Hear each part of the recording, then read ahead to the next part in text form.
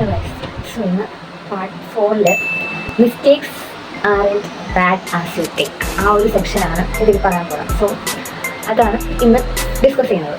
Okay, it's okay that you made a mistake. When you are doing something, mistakes are bound to happen. It's normal, but you must take responsibility for your mistakes. You are responsible for all the actions that you do. So okay, നമുക്ക് മിസ്റ്റേക്കുകൾ സംഭവിക്കുന്നത് സർവ്വസാധാരണമായിട്ടുള്ള കാര്യമാണ്. നമ്മൾ എന്തെങ്കിലും കാര്യം ചെയ്യാനായിട്ട് തിരിക്കുമ്പോഴത്തേക്കും അവിടെ മിസ്റ്റേക്കുകൾ സംഭവിക്കും. അപ്പോൾ നമുക്കതൊരു എന്താണ് ഡീമോട്ടിവേഷൻ ഫീലാണ്. പക്ഷേ അത് നമ്മൾ അതിൻ്റെ ഒരു റെസ്പോൺസിബിലിറ്റി നമ്മൾ ഏറ്റെടുക്കണം. എന്നിട്ട് എന്താണ് സംഭവിച്ചതെന്ന് അനലൈസ് ചെയ്തിട്ട് അത് പിന്നെയും ചെയ്യാതിരിക്കുകയല്ല വേണ്ടത്. അത് നമ്മൾ എന്തോന്നാണ് പിന്നെയും റീഗെയിൻ ചെയ്ത് അത് പിന്നെയും ആ മിസ്റ്റേക്ക് തിരുത്തിയിട്ട് അത് ചെയ്യാനുള്ള ധൈര്യം കാണിക്കണം. സോ അതാണ് നമ്മുടെ റെസ്പോൺസിബിലിറ്റി ഏറ്റെടുക്കണമെന്ന് ഇതിൽ പറയുന്നത്.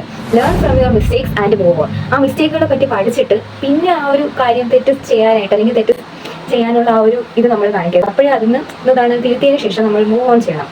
Speed is necessary if you want to move forward with your life. Speed എന്ന് പറയുന്നത് നെസസറി ആണ്. ഓക്കെ, അതായത് നമുക്ക് ഈ ഒരു ജീവിതത്തിൽ ജീവിക്കണമെങ്കിൽ സ്പീഡ് അത്യാവശ്യമാണ്. കാര്യം നമ്മളെല്ലാവരും ഓട്ടത്തിലാണ്.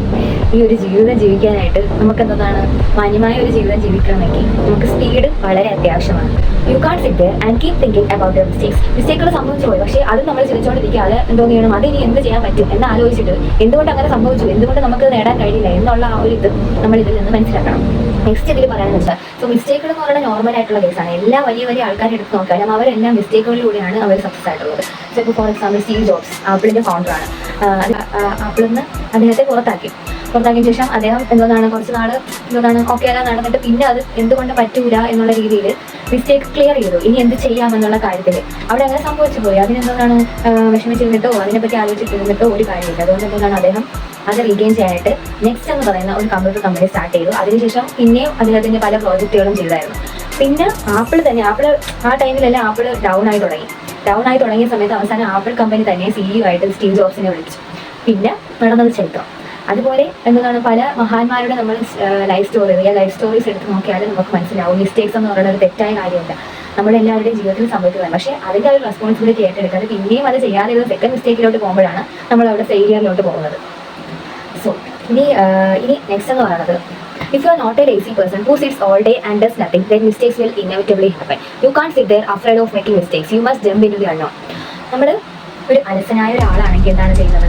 രാവിലെ എണീക്കുന്നത്, ഫുഡ് കഴിക്കുന്നു, കിടന്നുറങ്ങുന്നു, ഈ ഒരു ഗ്രൂപ്പിൽ തന്നെ കിടന്ന് കറങ്ങും, പ്രത്യേകിച്ച് ഒന്നുമില്ല, just going with the flow, ആ മോഡാണ്. പക്ഷേ ഒരു ഡ്രീം, നമ്മളെ പോലുള്ള ഒരു മനുഷ്യർക്ക് എന്താണ് എല്ലാവർക്കും ചെറിയ ചെറിയ ഡ്രീംസും വലിയ വലിയ ഡ്രീംസും എല്ലാം ഒക്കെ ഉണ്ട്. അപ്പോൾ ഡ്രീമുള്ള ഒരാളാണെങ്കിൽ നമ്മൾ എന്താണ് ഇങ്ങനെ പോവുകയാണെങ്കിൽ ഒരു കാര്യം ചെയ്യാനായിട്ട് ഇറങ്ങുവാണെങ്കിൽ അവിടെ മിസ്റ്റേക്കുകൾ സംഭവിക്കും. പക്ഷേ ഒരു ഡ്രീമൊന്നും ഇല്ലാത്ത അലസനായ ആളാണെങ്കിൽ അവിടെ ഒന്നും സംഭവിക്കുന്നില്ല, മിസ്റ്റേക്കുകളും സംഭവിക്കുന്നില്ല. ആ ആളുടെ ജീവിതത്തിൽ മിസ്റ്റേക്കുകൾ സംഭവിക്കുന്നില്ല. ഈ ഒരു ജീവിതം തന്നെ പോകും. നമ്മൾ എന്തെങ്കിലും കാര്യങ്ങൾ ചെയ്യാനായിട്ട് ഇറങ്ങുമ്പോഴാണ് അവിടെ തെറ്റുകൾ സംഭവിച്ചു. പിന്നെ നമ്മളത് തിരുത്തിയിട്ട് പിന്നെയും അതിൽ അതിന് എന്ത് ചെയ്യാം എന്ന് ആലോചിച്ചിട്ട് നമ്മൾ അതിലേക്ക് ഇറങ്ങുന്നത്. പിന്നെയും തെറ്റുകൾ സംഭവിക്കും. അപ്പോഴും നമ്മളത് തിരുത്തി വേണം നമുക്ക് സ്റ്റെപ്പ് ബൈ സ്റ്റെപ്പ് ആയിട്ട് ഈ ഒരു സക്സസ് എന്ന് പറയുന്ന സംഭവം കിട്ടത്തുള്ളൂ. അല്ലെങ്കിൽ വല്ല ലക്കും വേണം.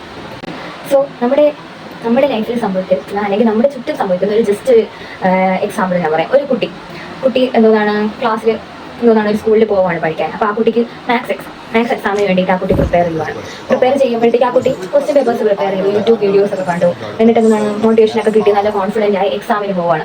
എക്സാം ഒക്കെ എഴുതി. പക്ഷേ മാർക്ക് വന്നപ്പോഴത്തേക്കും ഉദ്ദേശിച്ച രീതിയിലുള്ള മാർക്ക് കിട്ടിയില്ല. 32 out of 100 അത്ര മാർക്ക് ഉണ്ടായിരുന്നു. അപ്പം ആ കുട്ടി വിചാരിച്ച് ഞാൻ നന്നായിട്ട് പഠിച്ചായിരുന്നല്ലോ, എന്നിട്ട് എനിക്ക് എന്ത് സംഭവിച്ചു, മാർക്ക് കുറഞ്ഞു പോയല്ലോ എന്നുള്ളത് തോട്ട് വന്നു. അപ്പോഴത്തേക്കും ആ കുട്ടിക്ക് ഭയങ്കരമായിട്ട് ഡിമോട്ടിവേറ്റഡ് ആയിപ്പോയി. ഞാൻ അത്രയ്ക്ക് സ്മാർട്ടല്ല, എനിക്ക് പഠിക്കാൻ കഴിയില്ല, അങ്ങനെയുള്ളവർ ഞാൻ പഠിച്ചാലും ശരിയാവില്ല, മാത്സ് എനിക്ക് ശരിയാവില്ല എന്നുള്ള തോട്ട് വന്നു.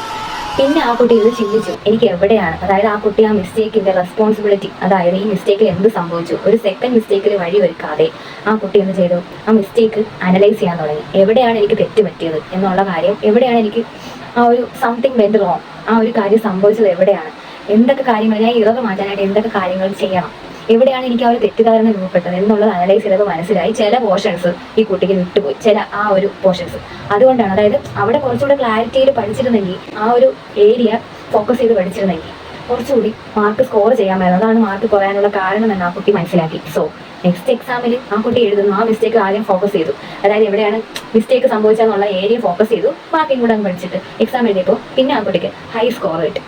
സോ ഇത് നമ്മുടെയൊക്കെ ലൈഫിൽ സംഭവിക്കുന്ന ഒരു മിസ്റ്റേക്കാണ്. ജസ്റ്റ് ഞാൻ ഒരു എക്സാമ്പിൾ പറഞ്ഞു.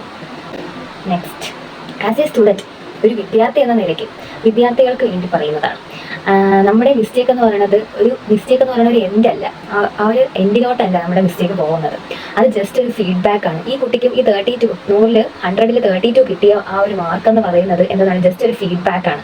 Showed her exactly where she wants to grow. So ആ മിസ്റ്റേക്ക് എന്നാണ് ആ കുട്ടി മനസ്സിലാക്കിയത്. So mistake is the stepping stone of success. So ഇതിൽ ലാസ്റ്റ് ഒരു പോർഷൻ പറയുന്നുണ്ട്, success does not consist in never making mistakes but in never making the same one a second time. George Bernard ഷോയുടെ ഒരു beautiful കോട്ടാണ് ഈ പറയുന്നത്. ഒരു കാര്യത്തിന് ഇറങ്ങിയ അക്കാര്യത്തിൽ തന്നെ ഫോക്കസ് ചെയ്ത് മുന്നോട്ട് പോകാം.